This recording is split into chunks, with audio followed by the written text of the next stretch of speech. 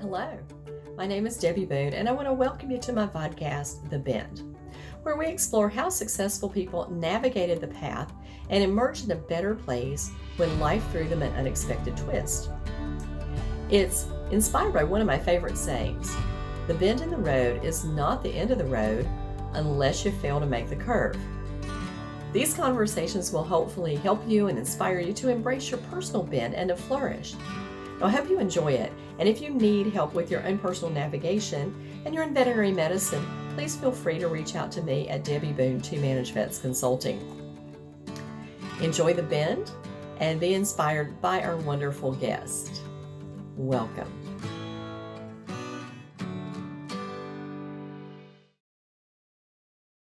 All right. Well, thank you very much for coming to today's episode of The Bend.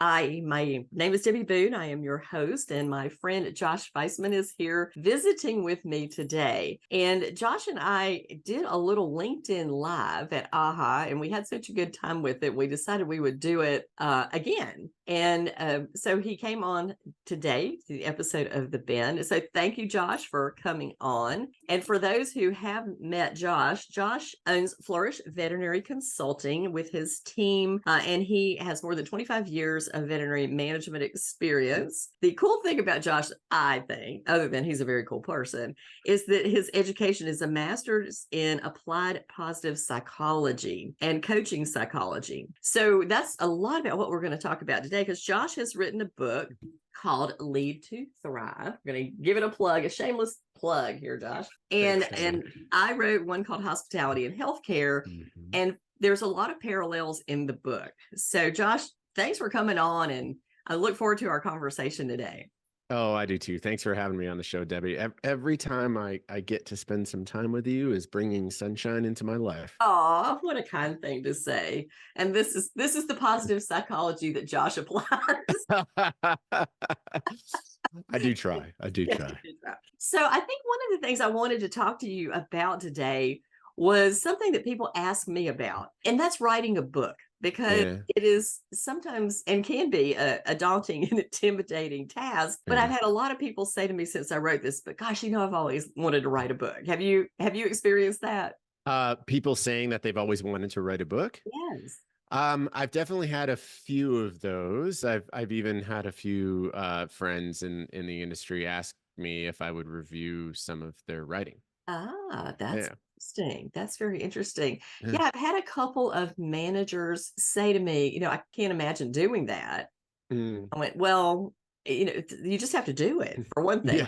It is sitting down and the time to do it. So let's talk a little bit about book writing process. Sure. That is, that is a positive psychology that you have to talk to yourself about. I think and that is supporting yourself with some hospitality. Tell me a little bit about how you kind of came up with the idea for the book. Sure. And did you pitch it to AHA? Did they approach you? What was your process? Yeah. So the framework within the book, which is so that the framework is the 4 P's of positive veterinary leadership. And those 4 pillars really emerged prior to AHA approaching me. So AHA had actually reached out to me about pitching to write a book.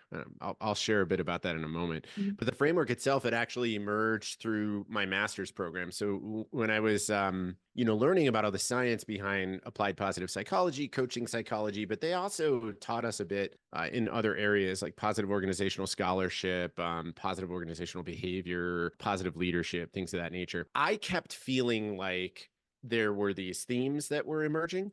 I think I have a natural tendency to maybe need to categorize things. And it kept feeling like these 4 things were appearing. So that was already kind of in my mind and was starting to inform some of the work that I was doing at Flourish. And then Nathan Davidson, who's no longer with AHA, but he was the editor overseeing AHA Press, reached out to me and said, hey, we'd really love to add some material on practice culture. Is that something you might be interested in writing about? So we met actually at VMX, and we talked a little bit about what that could look like. And then he told me to pitch the proposal, and they had like requirements for the proposal. So I ended up having to write, I think it was something like a 14 or 15 page document. And that was just to pitch to see if they'd even be interested in me Oh, writing the book. So that's how that all came about. Did you have to do anything like that? I didn't. Mine was just serendipity. So what happened? I was at AVMA Mm-hmm. and I was having a cup of coffee with a friend of mine, Brenda Andreessen, who is one of the CEOs of Stevens and Associates. And Stevens does a lot of marketing work for the pharmaceutical companies and other people in our industry. And I said, we were looking at the crowd over the trade show floor, and I said, I have always wanted to write a book about communication, about using hospitality skills in the medical world, because I feel like it's sorely missing. Yeah. And she went, "Oh my God, that would be great. I feel like it would solve a lot of ills," is what I said, if people were better communication. And even training it for 16 years, I may have chipped away at a little bit of it, but gosh, there's just so much more to be done. So she said, "Oh, we really need that book." Well, I didn't think much more about it. We went on with our coffee and our conversation and parted ways and, went to do our things. Sure. Weeks later, I'm home and Brenda said, "Hey, Deb, that book you talked about?" I said, "Yeah." She said, "I mentioned it to the Care Credit marketing team and they love you and they really want to sponsor you writing this book." I went, "What?" That is amazing. And she says, "Yeah, but can you have it done by AVMA?" And I'm thinking, this is like January. And I August. I'm like, "Sure, Sure. crank out articles, in a day and a half. I usually something, especially if something I have a lot of familiarity with." This book had been in my brain for 10 years. So I just knew what I wanted to do with it. And I have no clue, right? But, jump into the water. Right. Why not? And sure enough, we negotiated the contract. We figured it out. But because of timelines, and of course you've worked with a publisher, so you realize there's edits, there's the manuscript, and then there's edits to the manuscript, and then you have to prove those, and it comes back to you again. And of course, it had to go to Care Credit's legal team, because even though I only mentioned them twice in 2 sentences, they had to prove it, and then it comes back. Well, then there's the publishing process, and getting the books printed and all that good stuff, and getting your copyright to the Library of Congress. And we ended up getting the book finished the 3rd of July. Wow. And it was July the 7th. Wow. Oh my gosh, that was so fast. Wow. So I was kind of proud that I got it done. You should be.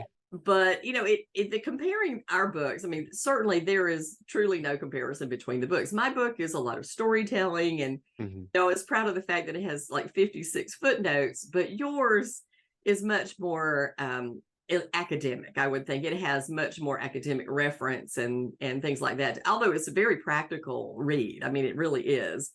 But when I wrote my book, I really had in mind that you could take it and you could sit in with your team and you could take a chapter at a time, could read that chapter out loud to the team, and they would engage in the story, do the little exercise, which made it sticky. And I feel like it's really written for the managers, the leaders, the people who influence, that large parts of the business, part of the practice. And I think, if you had both of them together, you would have the solution to the problem. Let's put it that way. I won't disagree with that. Sometimes, Debbie, I'm teaching on the concepts, and recently I delivered an all-day workshop specifically on Lead to Thrive, on the 4 Ps, a room of, I don't know, 120 practice managers and medical directors from a large practice group. And at one point in the day, and I'll often do this, I said to them, listen, we've got the whole day together. We're going to have 6 hours of time. But the truth is I could really explain positive leadership to you in 2 sentences. Leadership is relationships. Other people matter. If you can embrace those 2 things and really live that out, building relationships and really taking into consideration the true sense of mattering of the individual or group of individuals that you're interacting with, you're going to be an excellent leader. Mhm. It's a bit of an oversimplification, but it's true. And I think that that's, a lot of what you're getting at in your book on this concept of hospitality, that it's, when we're approaching interpersonal interactions with others, when we put ourselves first, when we put ourselves and our interpretation or our demands or our needs ahead of another person's, we're setting up interpersonal failure. Mhm. We're not creating connection. We have to not dismiss, because our individual needs matter. We're people too. And so whatever position we're in, if you're the newest CSR on the team, or you're the hospital owner, or you're the CEO of the organization, you're also a human being and your needs matter. But we have to recognize that there is a relationship here, and that person's needs should matter just as much as ours. And if we can do that, we're going to be able to navigate 99.9% of the challenges that we have. 100% agree. It's looking to collaborate rather than Mm-hmm. win. Yes. And we always go Yes. into these conversations, especially I think about the difficult clients. And, obviously one of the things that encouraged me to write this had to do a lot with the difficulty that teams were having with challenging clients. And Mm-hmm. and I knew, because I've just been reading so much and listening to the chatter online and talking to people at my clinics that I work with. And I thought, I feel like we have set ourselves up for failure a lot, Oh, especially yeah. COVID, because we didn't push out enough communication to let Mm-hmm. our clients know how we were suffering. Mm-hmm. And they didn't understand why they couldn't do what they'd always done, that it was not the same thing it always had been, where they just called up and got in the day or the next day to get their needs met. And when we look to collaborate with those people and say, hey, we want you to know what's happening here so that you can be informed, so that you can be prepared, so that you can make a judgment Mm-hmm. about how soon do you need to call when you get that little card in the mail. We Yeah. know these things, then it becomes much more collaborative. I wrote a letter sort of in the middle of COVID, basically stating a lot of this stuff, and I just gave it to people. I said, just go to the website, copy it, use it, send it to your clients. And so one of my clients sent it out, and she said, Debbie, this has been incredible. Our clients, it's like Christmas. She said, people are sending us gifts. People are sending us food.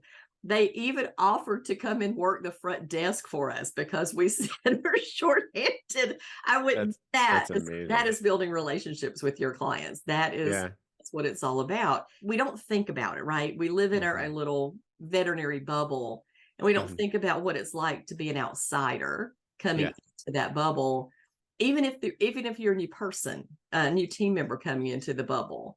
And I think there's where, you're training on psychological safety, because what is that old Storman, Norman, and Foreman Mm-hmm. adage, where people come in and they've been whining to the manager for a month, going, we're so short-handed, and then somebody new comes in and they treat them like crap.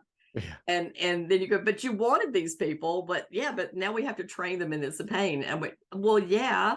And then everything, kind of flows out. Or in today's market, the people don't tough it out; they quit, Yeah. and we have a horrible state of turnover. And Mm-hmm. so I feel like a lot of the things that you teach and that I teach solves what I think is our biggest problem in veterinary medicine, and that's retention. Mm-hmm. We keep talking about we don't have enough veterinarians, but our veterinarians are leaving. They're leaving to go work from home. They're leaving to go do other Mm-hmm. things. So are our technicians, but because they don't have a good work environment. Mm-hmm. And if they loved what they did, they would stay forever. Mm-hmm. And we know that, you and I run businesses where we had high retention of employees.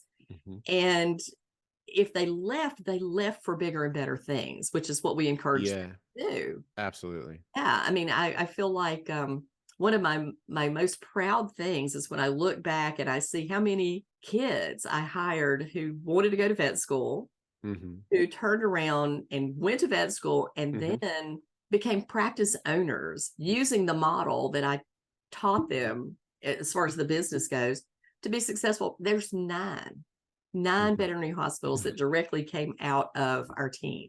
That's awesome. So, and I'm sure the same thing happens with, other good practices like that. One of my sales reps was on LinkedIn the other day and was talking about kind of being bored as a manager because everybody knew their job so well. And she said, but that practice was magic. Yeah. And I said, that's really a compliment from somebody who went in and out. She was our Antec rep, in and out of 100 practices to be able to feel that it was magic. Came in. And I feel like there are magic practices out there. 100%. We don't talk about the magic enough. We talk about the dilemma and the doom and gloom. I agree. Yeah. I agree. I think what you're touching on is sort of the essential lesson of applied positive psychology. We learn very little about excellence by studying failure. What we learn from studying failure is how to avoid failure. So when we focus on the practices that have the 30, 40, 50% turnover, what we learn is how to not do things. We learn about what's wrong. That's a valuable lesson. It's not a bad lesson. The thing is that if those are the only lessons we're learning, we are putting a hard ceiling on what we can accomplish. And the reality is that I don't think that's actually what we want. I don't think we want to create practices that don't have turnover. There's a million ways to do that. And I got to tell you, some of them are very unhealthy. But I think what we actually want is we want to create what your Antec sales rep was talking about. We want to create practices that create magic, that attract people, that attract clients, that solve problems for pets, that celebrate the human animal bond, that give voice to the voiceless, that create healthy, long-lived animals. Like, we want to create something, and you don't learn how to create something by studying what didn't work. You learn what doesn't work. You learn how to create something magical by studying the magic. So I totally agree. I think we're not having enough conversations about where it's working. Veterinary medicine is challenged. We are on the precipice of a massive evolution in our profession. There are things that are not working well for us. There's way too much suffering in the profession. Absolutely agree. It is not universal either. There are magical practices. There are places that do it well. There are people that do it well. And if we're going to learn how to make that scalable, we better start looking at them. Yeah, absolutely. Well, in studying neuroscience, which we both love to talk about the little brain quirks, we know that our brain seeks what we tell it to find. And the more negativity we talk about, the more our brain will focus on that and say, oh, let's find that. And that goes back to talking about gratitude, the things that, and mindfulness, and understanding when your brain is taking you down a bad path. It talks about, stereotyping and biases. These are all little brain quirks that we can halt in our path. And so if we say to ourselves, oh, veterinary medicine is hard. Veterinary medicine is, people are ungrateful. People are difficult to work with. All that. Well, every single day we're going to walk out there and we're going to look for those little things that happen. And there's a confirmation there, right? It's confirmation bias. It says, see, there it is. But we need to start to pay attention to the 90% of our clients who think we walk on water, who send us thank you notes and appreciate greatly what we do and support us. And the same thing for our teams. How many great times did, somebody step in to help us? How many great times did our boss pull us to the side and go, are you okay? How can I help? Instead of, that one moment walking down the hall when they don't speak to you because they're buried in a case that they can't solve. Like, oh, she didn't speak to me today. What's wrong? Why is she mad at me? And their brain goes on that false storytelling path. So I feel like there's two things that any child needs to learn growing up. And one is how your brain works. And the second is how to manage money. Those all the problems in the world. Excellent lessons. Debbie, can I ask permission to gently nudge you in a slightly different direction? Absolutely. Thank you. you've been talking about neuroscience from the perspective of brain quirks. I've started to adjust the language that I use when I think about those things and when I talk about those things. I'm going to encourage you to think about this as well. And in whatever, obviously, whatever direction you go in is entirely up to you. I've started to describe them as features because they are features. Like our brain evolved to have these processes, these heuristics, these sort of natural defaults for a damn good reason. Oh yeah, Like they, the keep negativity it bias safe. for, yeah, Yeah, exactly, keep it safe. exactly. Mhm, And so I think of them as features. And the reason why I like that word feature is because it it gives you the opportunity to actually start embracing them as strengths. Our mhm, negativity bias is actually a strength. It mhm, from an evolutionary perspective, incredibly beneficial for us. mhm. And every strength can be overused, Oh yes. right? Like if it, I would imagine, Debbie Boone, I think that one of your natural strengths, I think it just emanates from you, is you are just an eternally kind human being. And I mean, I think of like when I think of kindness in veterinary medicine, your face pops into my head. Like Aw, I really think I mean, I think you are just absolutely naturally, genuinely kind. And I would be willing to bet that if we don't have to do this activity, but I would be willing to bet that if we took a moment to think about, I'll bet you could think of times in your life where your kindness actually was a disservice, where it was that strength was used to an extent where it actually resulted in some harm or suffering. And yes. that's the thing about strengths. Strengths are good qualities and they can be overused. The negativity bias exactly the same way.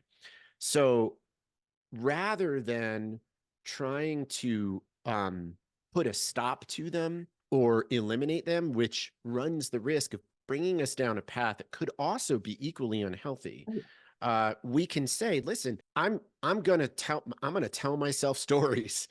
I'm gonna have a bad client experience, and then I'm gonna have another one, and after the third one, I'm gonna start thinking clients, all underline, Yes. bold, are Yes. horrible human beings, Yes. right? And that's a story that my brain is going to drive me to say, I get to challenge that story.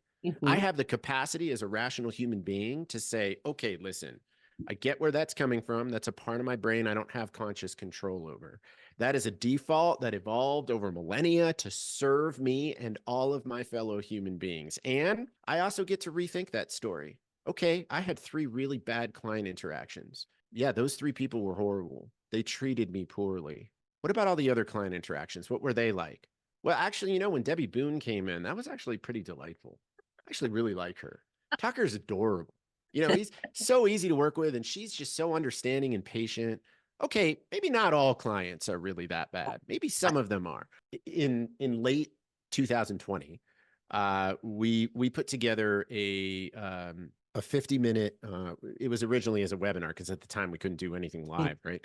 um it's called it's a lecture, and it's called Adversary to Ally: Harnessing Happy Hormones to Better Connect with Difficult People.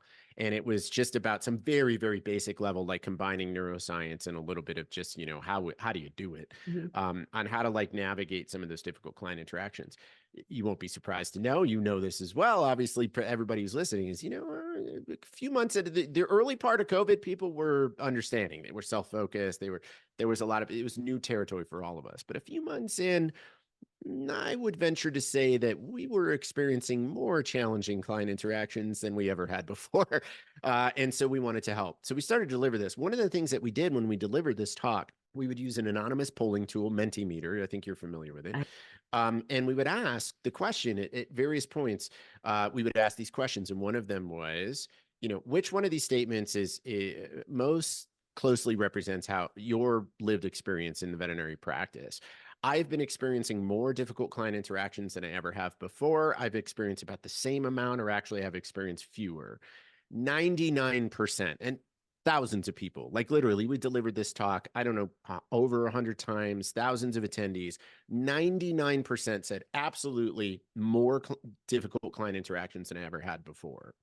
And that's when that whole like narrative of like Yeah. clients suck really started to Mhm. ramp up, right?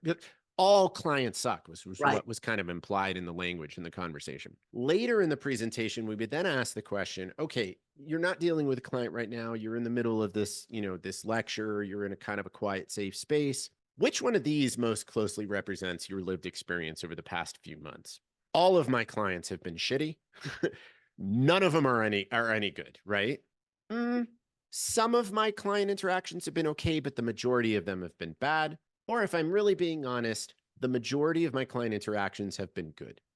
99% of people said the majority of my client interactions have been good. Now, I'm very careful when I would do this. I would make it very clear to them. I'm not doing this to show you that you should just forget about the bad client interaction.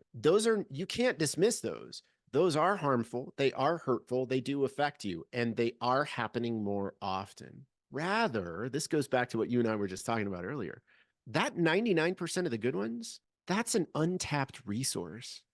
Like that's something that we're having good interactions with them, and then we're just all going about our day. What if we took a moment to actually recognize, gosh, I just had a really great visit with Debbie Boone. She said this to me and it made me feel this, and I really like that. Or what if we even took it a step further? I think you might in particular enjoy this. What if we asked Debbie at the end of that visit, hey, Debbie, can you tell me what went well for you today during our visit? Or, hey, Debbie, now that you're checking out, who on our team would you like to thank today? And then we collected that data and used it to counterbalance the very real bad interactions that we're having. Yeah, it puts things into perspective. I think that's where we lose, because we do feel that the attacks are forefront in our mind, and the nice is normal, right? Yeah. We expect the nice because we're Yeah. nice, and that's our common interaction. And so the abnormal sticks out to us. Yes. And it goes back to the all statements. I always write and talk about people, watch the word all. All. Yes. All is a warning sign. There are not all of anything, because everybody is unique. Every individual is unique. Every animal is unique. And when we start to use all to lump things together, then that's a problem. Very problematic. We're aware of that and go, okay, now wait a minute. So let me talk to myself. And so that art of self-talk, of talking yourself off the ledge, I think is a huge plus for people who, and that's where we gain emotional intelligence. We start to learn when we're going down a bad path and go, no, wait a minute. Let me just back up a little bit. Let me talk to myself. Let me see what the reality is. Yeah. I laugh and say we have a whole profession of diagnosticians. Yeah. Why don't we use our tools? Yes. Let's use our tools. You're right. Because this is how we figure things out. And when we pull ourselves back emotionally and we start to look at all the things, all the parts of the puzzle. And a lot of times when we're having these difficult client interactions, the point I make to people is, yes, the clients are difficult. Yes, they are edgier than they ever have been, but so are you. Yes. Right? We're all gone through this great trauma. We can't discount where we are in it. And so are we not as hospitable as we were? Are we not? Are we so tired that we're not making that extra effort to communicate well? And if all those little bitty failures could be the cause of the start of a downhill slide, and maybe we can take back and say, here's our processes. Let us fix those things. A couple of years ago, I love doing AHA talks, because I don't submit stuff. They go, Debbie, talk and talk about stuff. If you pick which one, I'm like, yes, I love that. So I would talk about why are we firing clients? So I asked a bunch of my managers online groups, why, give me the reasons you're firing clients. And there was about 16 that kind of kept resurfacing over and over again. And the funny thing was, they were all the very same things that people like me and you as managers had been dealing with for all my life in veterinary medicine. There's not a difference, except for I don't want to wear a mask and I want to come in with my pet. So if we look at those things and we go, okay, these are common threads. These have been happening for years. why don't we build a solution before it gets to that point Yeah. and train our team on how to handle it before it gets to that point? Yeah. Yeah. We can solve a problem before it happens. And Hmm. that's where the hospitality thing comes into play. Because if you're thinking about great service in a hotel, well, people in hotels think, how can I make you comfortable? Hmm. How can I make you happy? What things would you enjoy Hmm. when you come here? Hmm. They have that mindset that says, let me imagine being Hmm. the customer. Let me imagine what it's like to sleep on this bed or Hmm. in between these beautiful sheets Hmm. or not, you know, Yeah. Yeah. or dry off with this towel that is so rough it's like sandpaper or not. And so all these little choices are made that may seem insignificant, but when you put them all together, the experience that people get Hmm. is so comfortable Yes. and pleasurable, Yes. and they're happy coming in. Yes. And yeah, Yeah. the question I used to ask people on my communication classes, do you think you can make euthanasia a positive experience? Hmm. And I was so glad to say many of them said yes, because Yeah. absolutely you can. Even Yeah. if it's great suffering, you can, Hmm. by being kind and considerate and thoughtful ahead, even Hmm. make the worst visit an okay visit, Hmm. and honestly, as a practice manager, I will tell you that we got more flowers, food, cards for putting animals to sleep than we Hmm. for saving their lives. And Yeah. it just seems so incongruous, but it was absolutely the truth that people Yeah. appreciated that the kindness in that event Hmm. so greatly, because they weren't getting that support out in the world because people thought, oh, it's just a cat, what's wrong with you, right? Yeah. Yeah. We knew, and that's where that support comes in. I love where this is going, Josh. This is fun stuff. Yeah, I really hope that people understand that we think we're good at this stuff, No. but we're not. Even those of us who live Yeah. in it fail Uh, at it. uh-huh. Uh-huh. I'll find myself going, oh, I shouldn't have said that, more than once when you, That, think yeah. about. There's a sort, it's a bit of a tongue-in-cheek statement, but I think it holds water. And like academic circles and social sciences, often academics will say that research is really me search. It's an attempt to figure out how to, either to understand something that I don't understand, or how to figure out how to do something better that I suck at. I can wholeheartedly tell you that my entire, the last 7 years of my life has been me search to try and figure out ways to do better what I was poor at as a hospital manager and hospital owner, and to try and help others avoid the pitfalls and do better than I did. Yeah, you're 100% right. It's very easy for the two of us to sit in this very comfortable setting and talk about these things. It is a wholly different thing to do them out in the world every day. No one will be perfect at this. Yeah, absolutely not. And even when you do it right, Hmm. or the person opposite you in the conversation has to be willing. This is actually a really, really important point that you said something earlier that made me think about this. You talked about like when people would say like, the people out in the world are being so mean, and you sort of refer to like, yes, they're coming into your practices already challenged and stressed out, and so are you. Mhm. Like we're all living this experience together, and so we all are part of it. What I would add to that is that we're there's this word "and" that I think we really need to learn to embrace a lot better. All of us, myself included, that it can be both and. It can be both. Clients are being difficult, and I am not doing as well at handling those things as I did in the past. It can be both. This stuff happened to me and I was a part of it. I have responsibility. That word "and" is really important. And I think what's essential is that in all of these interactions, whether it's, a CSR trying to navigate a difficult conversation with an upset client, whether it is a practice manager trying to navigate a difficult conversation with a team member who's underperforming, um, every single one of us is contributing to that situation. And it can be really hard when it feels like I am right and you are wrong to to take a step back and gain that perspective of, okay, how did I contribute to us getting here? Mhm.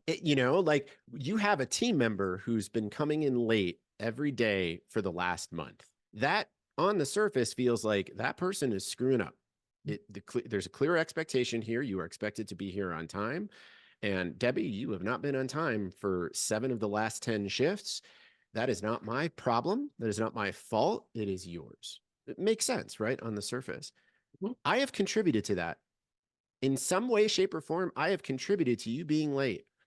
Why did it take till the 7th time for me to sit down and talk to you? Yes, Right? I've contributed. I have contributed. that's right. So, we have to like be able to find our own contribution to remove the like, the fault thing. And then the other thing that came to mind for me that I was thinking about, our good friend Phil Richmond Yes, often talks about, when it comes to these stories and the things that we're telling ourselves, about proving who's right and who's wrong and all that kind of stuff, is Phil often talks about we need to learn the ability to take our stories, take our thoughts to court. And the nice thing about that metaphor is that, there's sort of like 3 elements, right? In a court case, when we think about the stories that we're telling ourselves about other people in particular, there's a prosecutor, and we're really good at the prosecutor voice. We all are like, well, Debbie really ignored my question, and then she didn't, and then she just went off on a totally different direction, and she obviously didn't care about what I thought. Okay, that's the prosecutor voice. Like, that's fine. We need to hear what the prosecutor has to say. At some point, the prosecutor needs to rest their case, and then the defendant needs to speak up, and we need to learn to get real good at the defendant. Well, I didn't make it clear to Debbie before we started that I wanted to talk about this, and to be fair, this is her podcast and she does get to go in whatever direction. Like, we need to hear both sides of the court case before the judge determines. exactly. Yeah, And yeah. exactly. Yeah. I've often laughed and said in working with difficult clients over the years, because, as the manager, you are by default the heavy that gets to come into that situation. Yep. And I would just look at people and go, I'm very sorry that this happened to you.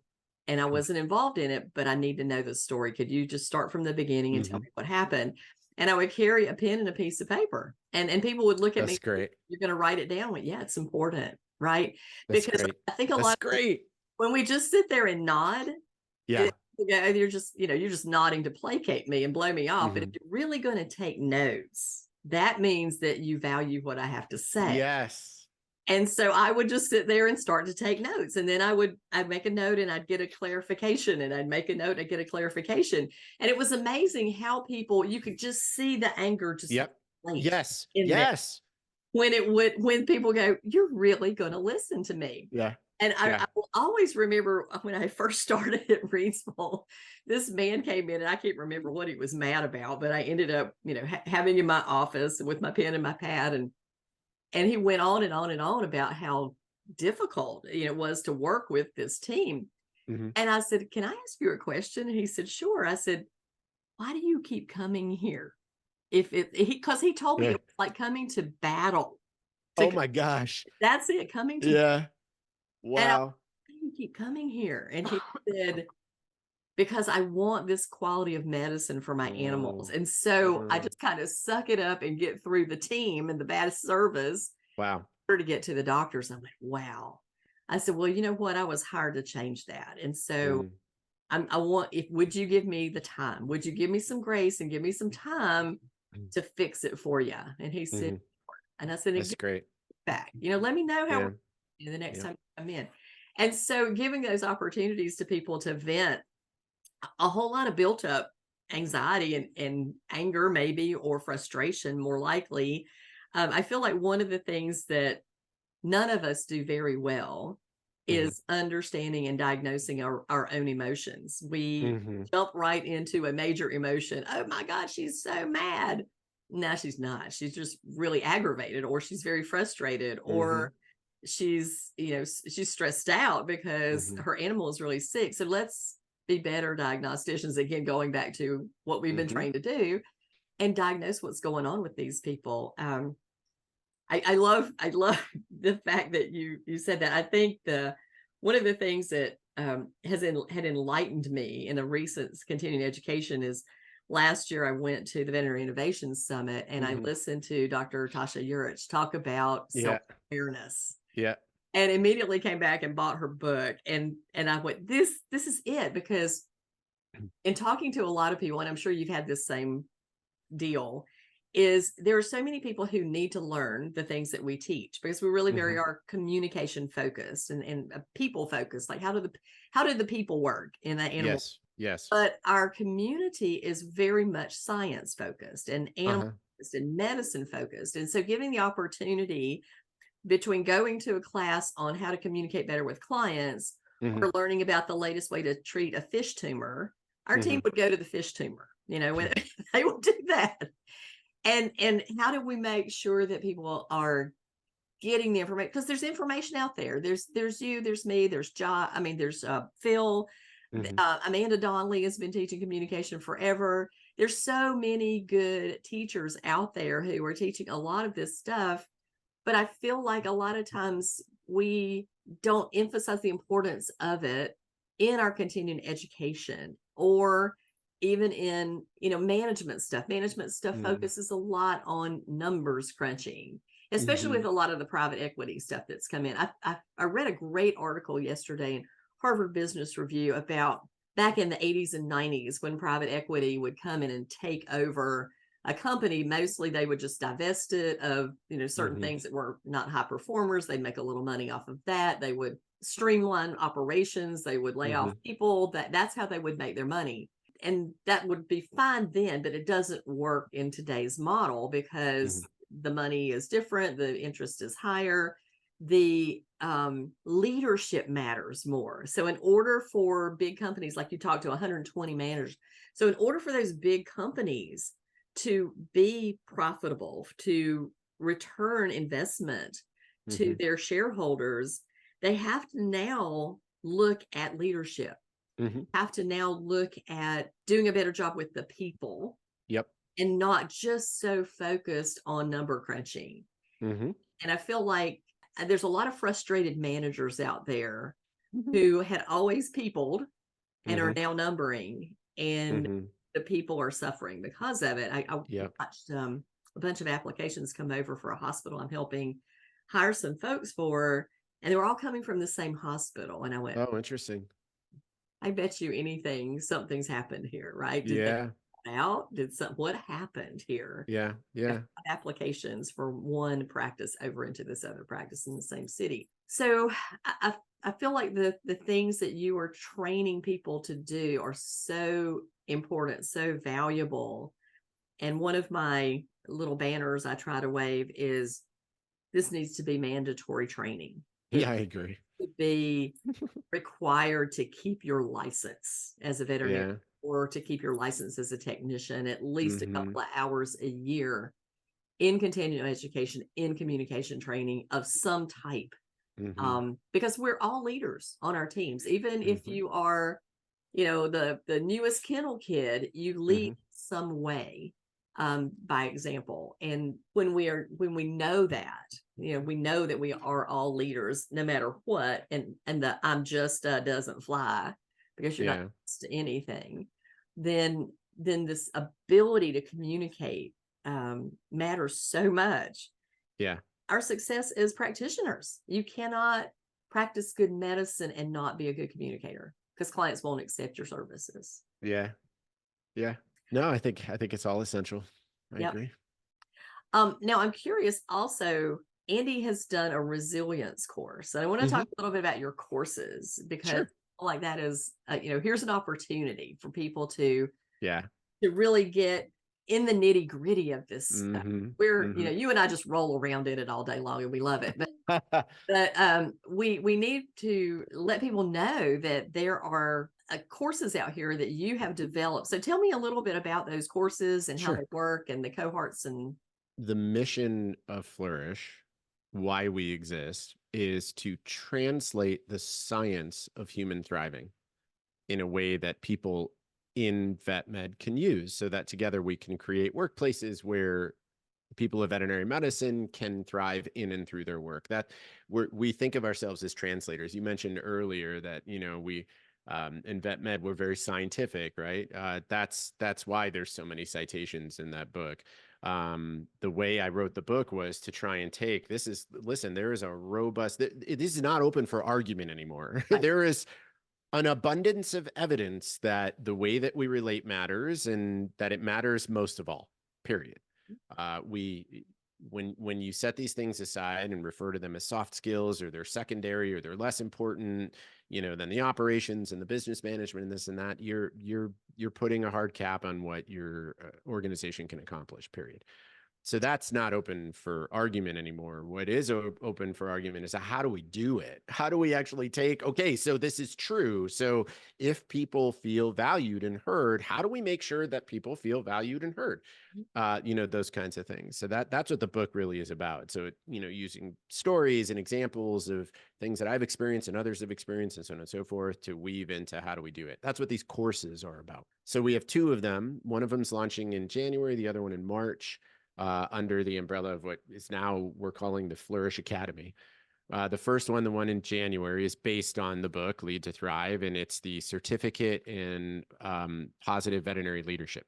It's an 8-month program. It's a combination of asynchronous and live material in a relatively small cohort facilitated by me. So I'll be the instructor. 8 essential skills across 8 months, essentially, of positive veterinary leadership. That includes, small bite, like delivery of the concept. There's some asynchronous pre-work. And then there's actual application. So we're not just here to lecture at you. We're here to actually get you to go do some of this stuff and play with it, experiment with it in the sandbox, which is where you work, or just out in the world.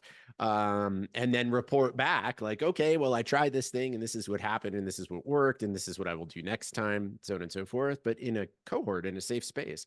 So you and 10 or 20 or 30 of your colleagues are all sharing like, hey, we tried this psychological safety intervention and this is what all of us did. And gosh, what Debbie did? Ooh, that's a really clever idea. I'm going to try that next time. There's a lot of co-learning involved as well. Again, all of that's an 8-month program. And then at the end of it, you get a certificate of completion. It's up to 20 hours of race credit and up to 12 hours of CVPM CE credit as well. And so that's the Applied Positive Veterinary Leadership Certificate Program. And then Andy Davison, my colleague at Flourish, is delivering a program. It's a Certificate in Applied Veterinary Resilience. So it's taking a lot of the science of resiliency and applying it specifically to veterinary medicine. And what does the science tell us work? And then what are the tools? Like, how do we actually do this stuff where we take our resilience muscles and make them even stronger? Also an 8-month program, same type of delivery. Small bite, didactic, lecture-y kind of stuff, some application stuff, some asynchronous supportive material. And then both programs also include coaching. So the instructors, myself, Andy, have office hours and people can drop in and, I didn't quite get this thing about that concept, or, I've been playing with this and it's really been going well. What do you think? Or, oh, I've been trying this, but it's not quite working. What would be how could I make it better? Those kinds of things. So you get continual support throughout. And then both of those programs live on a learning management system. So it's, there's a platform, people register, they get access to the platform, all the material, all the live lectures are recorded and live on the platforms. You can access them throughout the whole program. You can track your progress.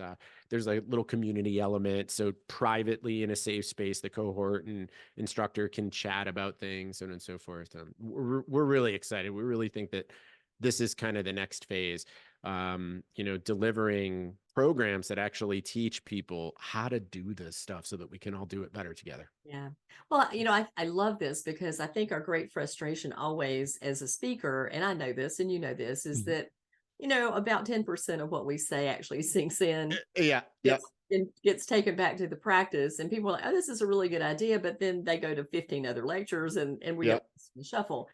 So I think this is really a focus on how do we start to make it ingrained in us to do this work this way and appropriately, because you can kind of create some crusaders out there in the world for it when you are speaking, people, yes, but then you need the support materials, you need Yeah. the backup to it. And I equate a lot of this stuff is I took algebra in the 8th grade. And Yeah. at this point in the game, I could not do algebra.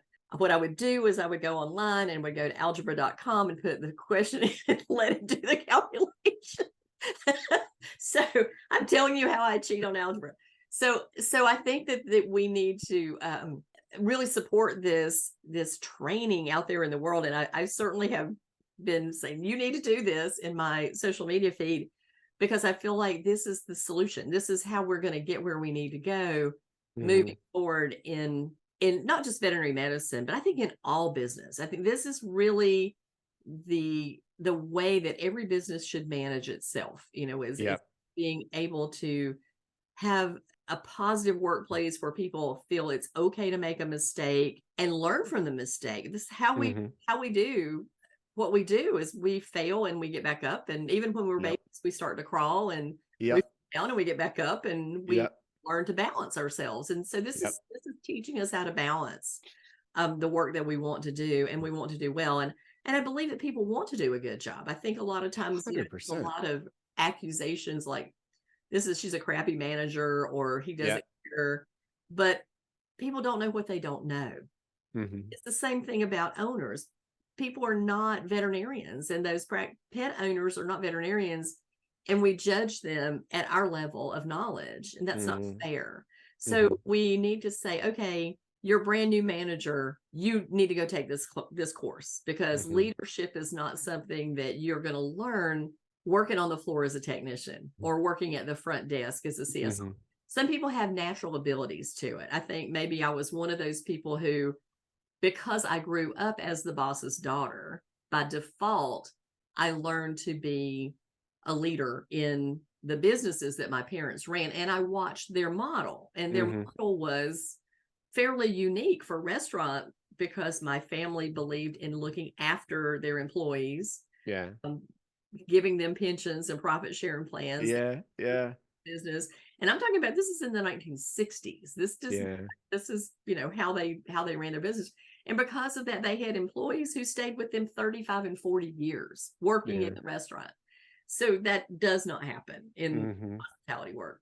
And when you learn that model, and then you go, okay, well, I know this worked because it worked for my parents. And now let me take it into medicine, and it worked there because the same thing happened, So it's a model that works, but we've got to teach the model. And I was lucky that I just grew up with it. And also had an employer who turned me loose with it. That's awesome. The other part of it, because he, even though he was a high D personality style, he realized that there needed to be a buffer between him and the staff. I was a buffer and still accomplished the work. But the other thing is, he also became the president of the local Rotary, and the Rotary does a very good job of training their leaders. He learned a lot of the leadership stuff. That's great. From that outside community, and brought it into the hospital. And again, allowed me to do what I need to do, and what I had studied. So I feel like that we've got to support each other in the learning. Agreed. And not think that this is something that just kind of comes from osmosis, because it does not come from osmosis. Looking back now, after learning all the things that I have learned, and studying all the things I have studied, and reading books like yours and multitudes of others, I wish I had known this when I was. Me too. Known it, because I would have done such a better job with a lot of it that I had, that maybe I just kind of threw away. I'm totally with you. I'm totally with you. Yep. So we're going to encourage people to learn this stuff. Don't follow our example where we had to stumble and fall so many times to get to where we learned what we learn now. There's just stuff. There's a lot of stuff available. And I think the other thing that you would probably agree with me is there's stuff outside of veterinary medicine that we learn. We tend to stay in our little bubble.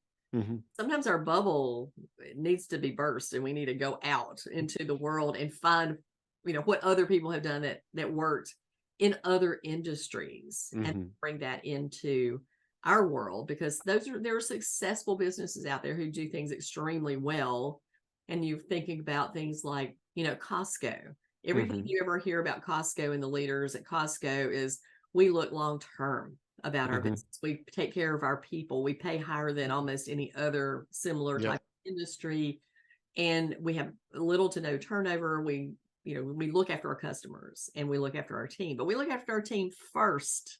Hmm. And and here's a misconception, and I want to get your thoughts on this. I think a lot of times when we think we look after our team first means that we instantaneously fire clients who are giving us a hard time or difficult. Yeah. And I don't think that's the way to do it. I really think that is basically what it's saying is I'm not going to take the time to train you appropriately, Yeah. but Yeah. I'm going to remove all obstacles, right? I'm going to Yes. Yes. much better to train people appropriately and Hmm. have them be able to overcome the obstacles. Yes. Looking after and caring for people is not synonymous with coddling. Yes. In Yeah. fact, in many cases, it's the opposite. Mhm. Again, this goes back to that word we were playing with earlier, and, right? Mhm. You can both take really good care of the people on your team and hold them to a high standard. Yes. Yes. 100%. 100%.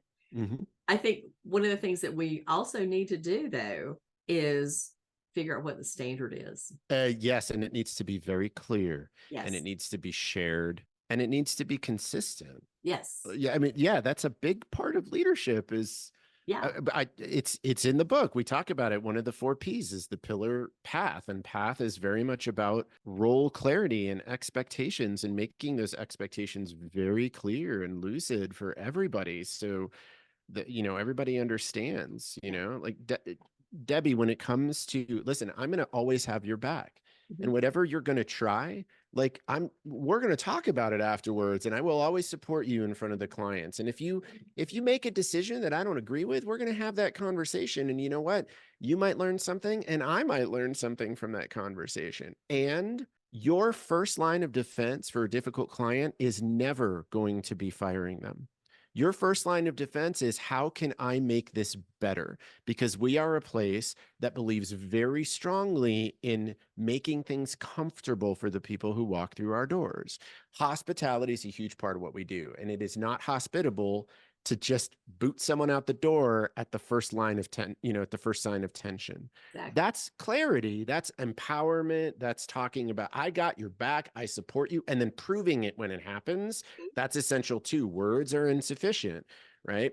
But that proving it goes for both the support and the expectation. So when a client comes in and they're a little bit difficult and you say, listen, I want to help you. Let's step into an exam room. I'm going to grab a notepad and a pen, and I want to hear you out. Then afterwards, I need to, as the leader, be sure to celebrate that. Debbie, I am so proud of you for stepping into that uncomfortable space of trying to make things better. That was a real display of hospitality. And I am so impressed that you did that. Thank you for doing that. Mhm. That's holding true to the expectation. And Debbie, I got your back. What Yes. you ended up saying to them and what you ended up doing, like I'm really impressed with that. This one decision that you made, you ended up giving them $100 off of their visit. I'd really like to understand what led to that decision. Let's talk about that. That's also having your back and Yes. supporting you, right? And Right. having that conversation. You Yeah. you can't just set the standard and then just hope that you have to also follow through with it Exactly. afterwards. Exactly. Yeah, and I feel like a lot of times especially, we don't empower the front desk, which is something I encourage practices to do, to train your team, to encourage learning in your front desk, Hmm. to Hmm. allow them to make these decisions to satisfy a customer. And even if you give them a limit of $50, $100, whatever, and let Yeah. them use their judgment, because these Yeah. are people who are in the moment with those folks. Yes. But don't train them that this is the band-aid, because Hmm. throwing money at a problem does not solve the problem. What is the problem? The real problem? What is the real root of the problem? And Hmm. there's a training for psychologists or psychiatrists that said what the problem the patient brings to you is never the problem. It's never the actual problem. Right. So we have to learn how to question. We have to train people curiosity, which is the whole point of the pad and the pen. Tell me your story. Tell me your story. How did we get here? How did this go off of a bad path that made you so frustrated? Yep.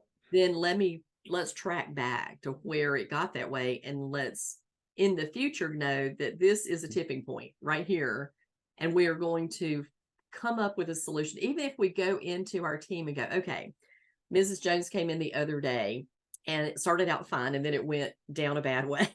What happened? Let's go back to see exactly what happened, and let's train about it. Let's talk about it. Let's say, looking at hindsight, what could we have done better? What was said that was the trigger? Because sometimes you don't know what the trigger could be. I always remember a story about a doctor who was trying to listen to the respiration rate and heart rate of an animal, and the owner was a chatty client, and she just held her finger up for a little moment of silence so that she could hear, and the client went ballistic.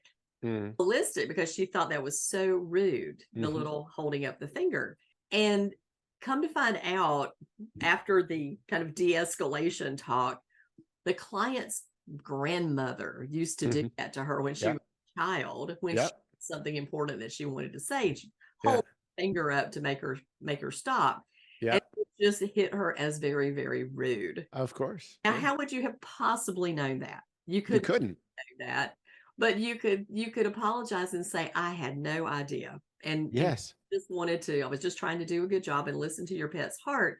But in the future, I will think about that for you and every other client going forward. And I will verbalize and say, if you just hold off for just a second while I listen to his heart, I'd appreciate it.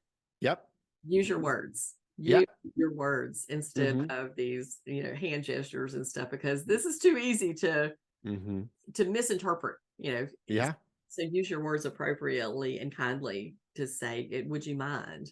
I need to listen to his chest for just a minute. So if you'll hold that thought while I listen. That's all that needed to happen, right? Not the finger. That is an absolutely lovely example. Isn't it great? I mean, what a wonderful story. You just don't know. And I always remember reading this book, which is one of my favorites. It's called Talking to Crazy. And it was written by a psychiatrist, and he really is talking about talking to reactive people. He said all today's drama is rooted in the past. So it could be something that happened to them at another veterinary hospital. It could be something that happened to them at another business, or it could be something that just happened to them at home, and you just happened to catch it on that, as they came into you, and you fall out for it, and you're kind of like the deer in headlights. You're like, where did this go wrong? But sometimes it's not, and I really feel like you have to keep saying to yourself, this is not about me. This is not about me, unless you exacerbated it, because then it does become about you. But if it goes off on a bad path for no reason that is logical, that you can figure out, then you have to say, okay, this is an illogical reaction, and let me work through it with this client. Let me see where they're coming from. Now, some people truly have mental health problems. Some people are drunk. Some people are high. This is one of the warnings that is in the book about talking to crazy, is you cannot de-escalate a person who is under the influence of outside drugs or alcohol. You really just need to manage that situation for your own sake. And so what we're talking about here is not thinking that you can manage everything. It's this very similar thing as you can't manage every aggressive dog. And sometimes you just have to say, this dog is too dangerous for us. And certainly I have not fired a client, but just dismissed a client because his dogs were so aggressive and so dangerous. I was afraid they would hurt my team. And I just basically said that to him. I said, it's not you. You're very kind, but we just don't feel comfortable managing these dogs, that we're afraid we're going to get hurt. And so I'm going to ask you to, figure out something else for them. So again, there are good, legitimate reasons to dismiss clients. I'm not saying not fire anybody, but I'm not saying throw people away. Yeah. Don't throw people away. Don't throw Yep. members away. Don't throw your clients away. Try to figure it out. If they're consistently a pain in the neck, if they're consistently difficult and your clients or this person is constantly making your staff cry, absolutely let them go torment Yeah. other people. That's fine. Yeah. At least not on the first bout. Let's see if we can't solve the problem. And the other thing is Yeah. having that conversation, have that practice leader, practice owner come into that conversation and say, this is not acceptable behavior here. And we're Hmm. happy to keep looking after your animal, but you've got to stop this behavior. Hmm. And you must stop this behavior if you want to keep coming here. That is entirely Yeah. choice. Yes. It is your choice. But Absolutely. this is the behavior that needs to happen in order for that choice to continue. Yeah. But we avoid that, right? We avoid that, and we send them this letter that says "go away" because we don't want to have a confrontation. Yeah. Yeah. Same thing for staff members. We don't come to them and go, "This is an unacceptable behavior," and it is the behavior. It's not them as a bad person. They just had a bad behavior. I think that's a really important thing that you talk about in the book, and I talk about too. Is they're not bad people. Yeah. It's their behavior that's inappropriate. Yes. Coach them through to make the behavior more appropriate for the situation. And it really is about teaching and coaching. Yeah. Which is hard work and it takes time. It does. It's Yeah. easier to inspire somebody, but not in today's day though, because it's too hard to replace them. Yeah. But in days when it was when there were a lot of people knocking on your door, it was Yeah. easy. It was easy to, just dismiss and move on and hope that you find just the right person, Yes. which doesn't exist. It's a No. unicorn. It, Yeah. no. No. So what you're referring to, this idea of, this separation between behavior and identity, this is another feature of the human brain. We have a default mode called the false attribution error. Well, the biased form of it is the false attribution error, but the heuristic underlying that is actually really incredibly beneficial. It's millennia ago and I'm, a hunter gatherer and I've got my small little group of, 15 or 20 of like my family, and I'm out looking for food and I come across somebody and they've got a spear in their hand, and this whole area is a place to like collect fruit and veggies, from the wild.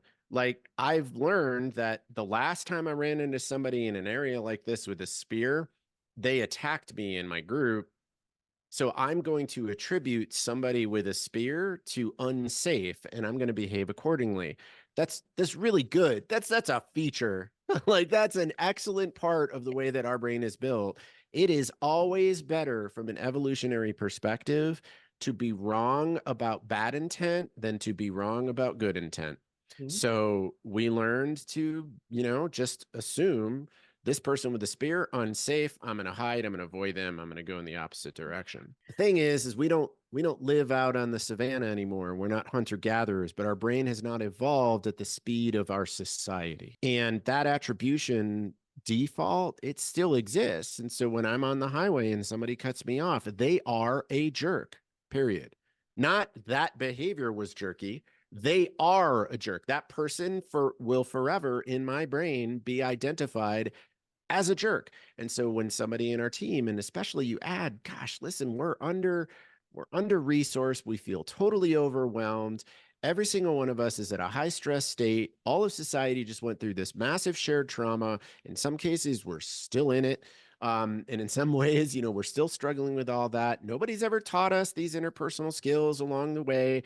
All the daily stressors of life, you add all that stuff to the mix. Gosh, it is so easy to just go to the default mode. Mhm. That person said X, Y, and Z. It was hurtful to me. Therefore, they're an asshole, period. Mhm. Yeah. Oh, well, they're going back to like the stereotyping and the cultural biases that we don't even Hmm. understand that we have, but Yeah. are a default for us. Yes. Much of it because of the way we were raised. You don't even know it.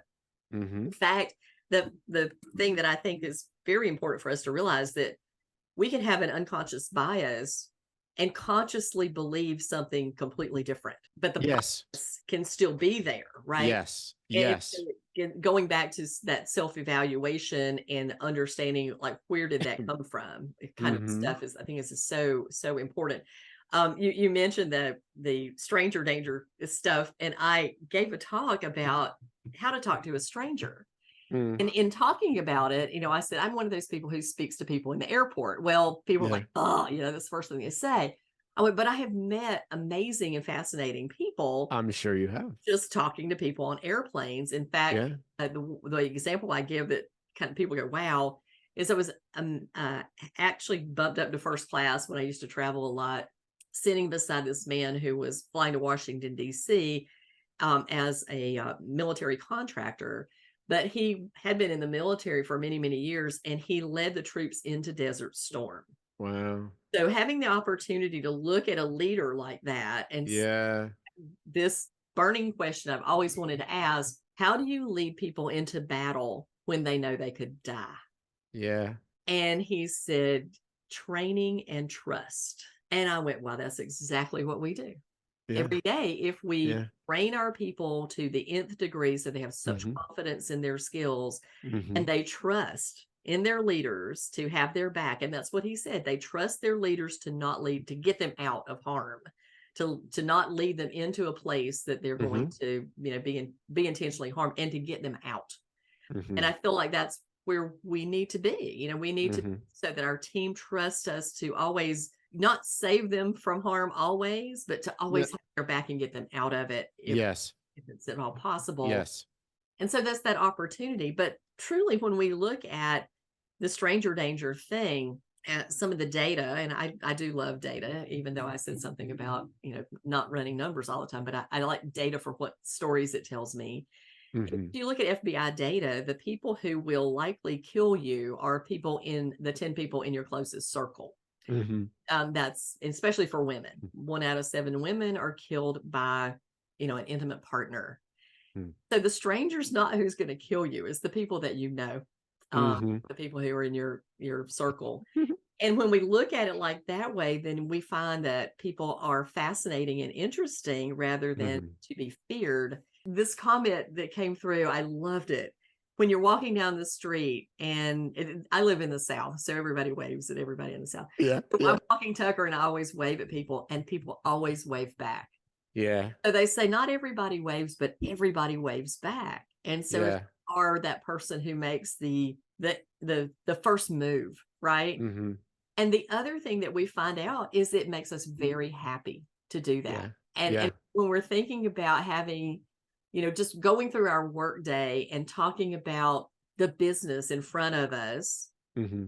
that doesn't really make us happy. It's the random interactions that we have with people who connect with us in a way that goes beyond work, that makes us have joy in our job.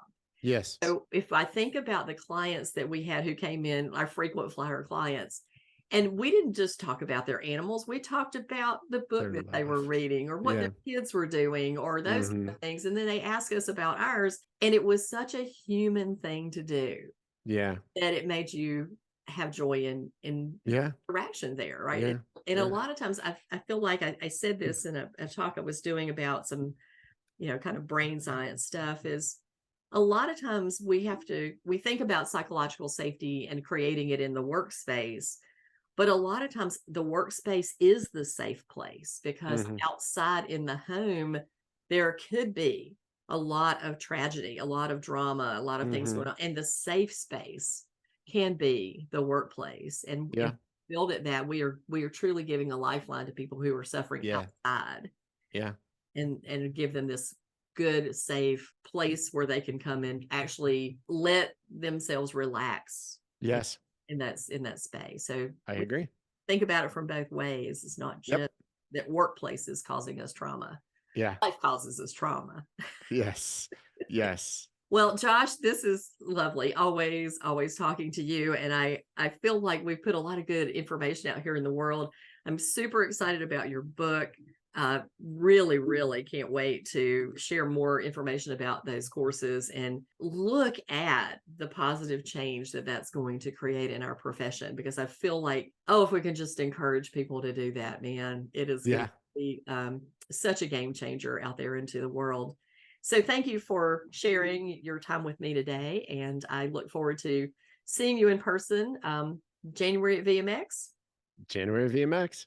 Okay, be there or be square, right? Be there, be square. Thanks, Debbie. I really appreciate you so Thank much. you. And folks, for you guys listening, we will put information about Josh's courses, about his book, and how to get in touch with him in our show notes. So thank you very much for listening today on this episode of The Bend.